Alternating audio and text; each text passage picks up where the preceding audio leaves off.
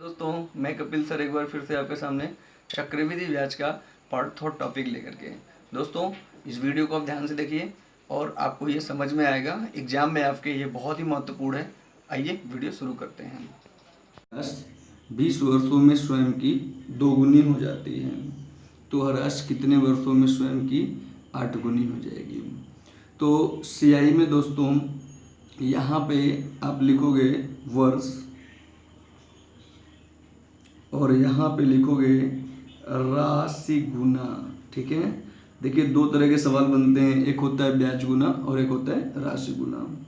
तो बता रहा है CI की एक निश्चित दर से कोई राशि 20 वर्षों में स्वयं की दोगुनी हो जाती है, यानी जो हमारी राशि है वो दोगुनी हो गया। समय कितना है? 20 वर्ष। कह रहा है वह राशि कितने वर्षों में स्वयं की 8 गुनी हो जाएगी। तो मेरे भाई ये जो 2 दिया हुआ है, इस 2 के पावर हम कितना करें कि 8 हो जाए। तो आप सभी लोग जानते हैं कि अगर 2 के पावर आप 3 करेंगे तो 2 के पावर 3 करने पे करिए 2 दूना 4 दूना 8, यानी 2 के पावर 3 का मतलब हुआ कि 2 का आपस में 3 बार गुणा। तो ये फिर यहाँ गुणा हो जाएगा और ये किसका पावर का सिर्फ इसमें गुणा होता है, ध्यान दीजिएगा। तो 20 और 3 60, तो ये 60 वर्ष होगा आपका आंसर कि 60 वर्ष में हमारी राशि 8 गुना हो जाएगी। अच्छा, अगर राशि 8 गुना होगी तो ब्याज कितना होगा भाई? ब्याज हमारा 7 गुना हो जाएगा। तो ऑप्शन नंबर डी आपका आंसर हो जाएगा। अगला सवाल देखते हैं। CI की एक निश्चित दर से कोई राशि 20 वर्षों में स्वयं की 3 गुना हो जाती है, तो वह राशि कितने वर्षों में स्वयं की 81 गुना हो जाएगी।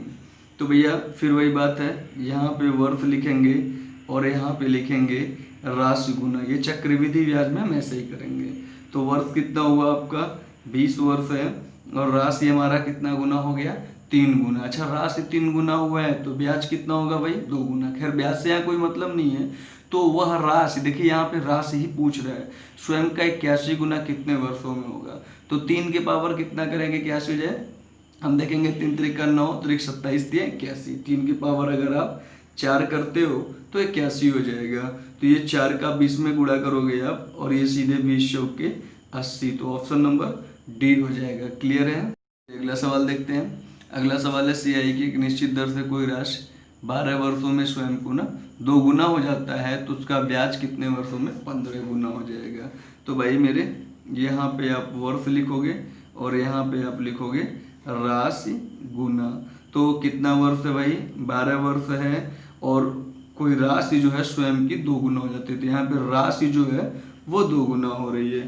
तो कह रहा है उसका ब्याज कितने वर्षों में? 15 गुना होगा। तो देखो यहाँ पे दोस्त, ब्याज 15 गुना होगा ये कह रहे हैं। सवाल आपको थोड़ा सा ध्यान से समझना पड़ेगा कि अगर ब्याज 15 गुना कह रहे हैं तो राशि कितना गुना होगा भाई? 16 गुना हो जाएगा। चूंकि जो हमारी राशि होती है वो ब्याज से 1 गुना अधिक होता है। तो यहाँ पे ब्याज आपका 15 गुना बोल रहे हैं, बोला ना कितने वर्षों में उसका ब्याज कितने वर्षों में स्वयं का 15 गुना। तो जब ब्याज 15 गुना बोलेगा तो आपको ये बात दिमाग में रखना पड़ेगा कि राशि 16 गुना होगा। अब 2 के पावर कितना करें कि 16 हो जाए। तो 2 के पावर आप 4 कर दोगे 16 हो जाएगा।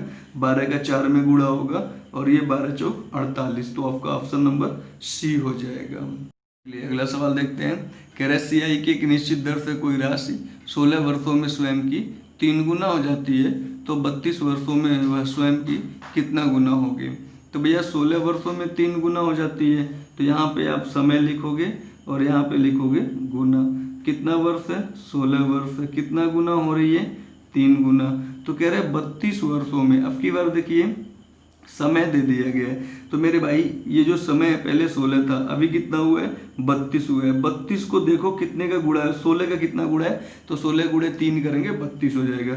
ये 32 वर्ष जो आया है उसमें एक तो ये 16 हो गया। क्या आप बता सकते हैं ये 2 कहाँ से आया है? बिल्कुल बता सकते हैं। ये जहाँ पे जो मल्टीप्लाई होता है वो इसके पावर का होता है, यानी ये जो नंबर है इसका जो भी पावर होगा, अब जो भी पावर क्या यहाँ दिख रहा है 2 है, तो यहाँ 2 हो जाएगा। और इसी पावर का तो अभी तक यहाँ मल्टीप्लाई 16 में करते थे। तो ये जो नंबर 2 है इसका मतलब 3 के पावर था, तो 3 के पावर करेंगे क्या हो जाएगा?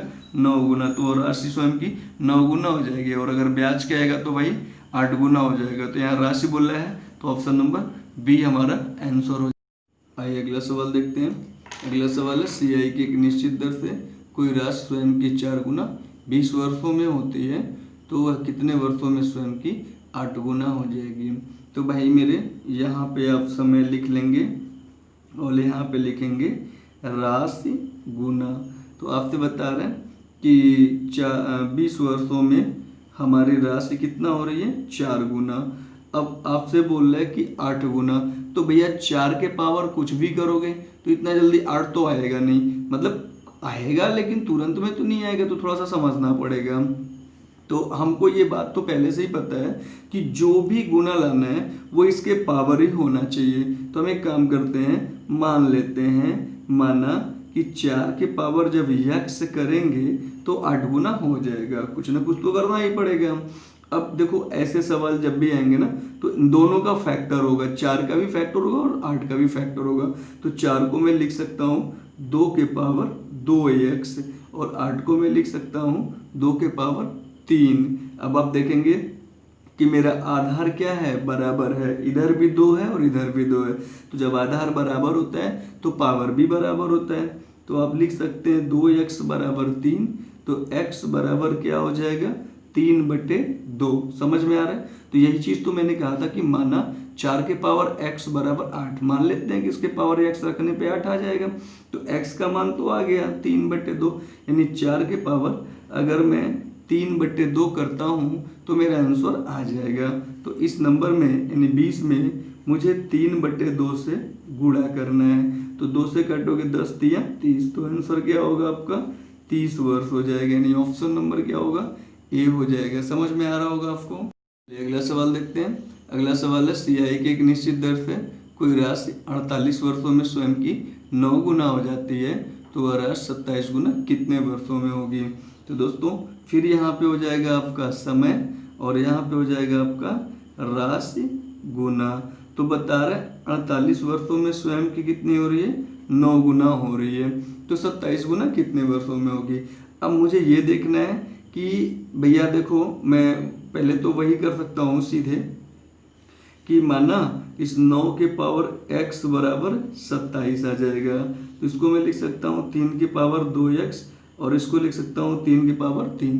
अब देखो क्या आधार बराबर है तो घातांक बराबर होंगे, तो 2x बराबर 3, तो x बराबर 3/2। बात समझ में आ रहा है ना। तो यहाँ पे 9 के पावर में फिर से 3/2 करता हूँ और इस 3/2 का इसमें गुणा हो जाएगा। तो ये होगा 48 गुणे 3/2, तो 24 तिया 72। मैं तो 2 से 48 काटूंगा 24 आएगा, 24 तिया 72, यानी 72 ईयर्स हो जाएगा। समझ में आ रहा होगा। आइए अगला सवाल देखते हैं। कह रहे सियाई की एक निश्चित दर से कोई राशि 4 वर्षों में 12,000 रुपये तथा 8 वर्षों में 16,000 रुपये हो जाती है, तो मूलधन बताइए। तो मेरे भाई चक्रवृद्धि ब्याज में इस तरह के जो सवाल आते हैं आप देखेंगे जो समय दिया हुआ है एक बार 4 वर्ष है और एक बार 8 वर्ष है, इसी का जस्ट ट्वाइस पे हमारा सवाल बनता है इस तरह का। तो मैं थोड़ा सा इसको पहले बेसिक से आपको लगा के समझाता हूँ कि मान लो कि चक्रवृद्धि ब्याज में कोई धनराशि जो है कि बता रहे जैसे 4 वर्षों में 12,000 तथा 8 वर्षों में 16,000, तो मूलधन बताइए। तो आप जानते हो इसका चक्रवृद्धि ब्याज का बेसिक फार्मूला A बराबर P 1 + R/100 के पावर क्या होता है T होता है। ठीक है। अब मैं एक काम करता हूँ कि मैं मान लेता हूँ कि मेरा कोई राशि है वो T वर्षों में जैसे A1 रुपया हो जाता है। जैसे यहाँ 12,000 दिया तो मैंने मान लिया A1, प्रिंसिपल तो मेरा वही रहेगा 1 + R/100 के पावर क्या हो जाएगा T हो जाएगा। बाद में अब चूंकि ये 4 वर्ष था फिर इसका डबल हुआ 8 वर्ष, तो मैं मान लेता हूँ पहले T वर्ष था तो बाद में क्या हो जाएगा 2T, लेकिन तब अमाउंट तो मेरा चेंज होगा, प्रिंसिपल तो वही रहेगा 1 + R/100 के पावर क्या हो जाएगा 2T हो जाएगा। अच्छा यहाँ से अगर आप देखें तो यहाँ से आपको निकल सकता है, क्या निकल सकता है भाई कि A1/P = अगर यहाँ से देखिए आप तो ये निकल सकता है A1/P = 1 + R/100 के पावर T। समझ में आ रहा है ना। ये निकल सकता है कि नहीं निकल सकता है। तो चलो यहाँ देखते हैं A2 बराबर ये हो जाएगा P और ये 1 + R/100 के पावर T। देखिए इसके जगह पे आप क्या लिख सकते हैं, इसके जगह पे लिख सकते हैं A1/P का होल स्क्वायर, ये टी कहाँ चला गया, चूंकि पावर यहाँ टी है तो ये पूरा a प्लस 1/r/100, ये पावर टी को अगर मैं एक साथ ले लूँ तो इसकी जगह पे ये लिख सकता हूँ, तो ये a2 बराबर हो जाएगा p गुणे a1 का स्क्वायर बटे p स्क्वायर। बात समझ में आ रहा होगा। अब देखो ये पावर से एक p कट जाएगा तो ये आपका निकल जाएगा p बराबर सीधे क्या निकलेगा, देखो ये p को मैं इधर भेज रहा हूँ, a1 का स्क्वायर अपॉन a2। बात समझ में आ रहा होगा आपको। p बराबर क्या निकला, a1 का स्क्वायर अपॉन a2। बात समझ में आ रहा है। तो चलिए इस आधार पे अगर मैं चक्रवृद्धि ब्याज के कॉन्सेप्ट को लगाने का प्रयास करता हूँ, बता रहे 4 वर्षों में 12,000 रुपया हो जाता है, तो a1 बराबर क्या हो गया आपका, a1 बराबर हो गया 12,000, और फिर कह रहे 8 वर्षों में 16,000 हो जाता है, तो a2 बराबर हो गया आपका 16,000।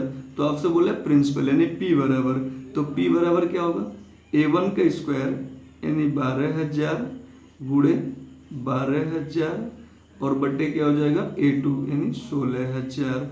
आइए देखा जाए, ये 000 से ये 000 कट जाएगा, 4 से काटोगे आप, 4 3 12, 4 चौक 16, फिर 4 से काटोगे 3 आएगा और ये बराबर क्या हो जाएगा आपका 9,000। तो देखिए कौन सा ऑप्शन है, ऑप्शन नंबर डी है। बात समझ में आ रहा है। तो इस तरह से हम इसको कर सकते हैं। चलिए अगला सवाल देखिए। अगला सवाल है सीआई की एक निश्चित दर से कोई राशि 3 वर्षों में 8,000 तथा 6 वर्षों में 12,000 रुपये हो जाती है, मूलधन बताइए। देखिए एक बार 3 वर्ष दिया है और एक बार जस्ट इसका डबल 6 वर्ष दिया हुआ है, तो सीधे p बराबर हो जाएगा a1 का स्क्वायर, a1 मतलब पहला वाला 8,000 गुणे 8,000 और बट्टे क्या हो जाएगा आपका 12,000 हो जाएगा। ठीक है, तो आप देखेंगे ये वैल्यू जो है ये आपका 000 से 000 कट जाएगा। ठीक है, 4 से काटोगे, 4 3 12, 4 दूना 8 हो जाएगा। ठीक है, अब आप एक काम करोगे, अब ये हो जाएगा 16,000 बटे 3 से काटोगे यार, 3 5 15, एक बचेगा 10, 3 त्रिका 9, 3 त्रिका 9 और ये फिर 3 त्रिका 9.33 यानी 5,333 रुपया 33 पैसा, यानी 5,333 रुपया भी दिया होता तो चल जाता, तो है नहीं, तो ऑप्शन नंबर क्या हो जाएगा, डी हो जाएगा। ठीक है, तो उम्मीद है आपको ये वीडियो समझ में आया होगा। तो ठीक है, फिर मिलते हैं नए वीडियो के साथ। जय हिंद, जय भारत।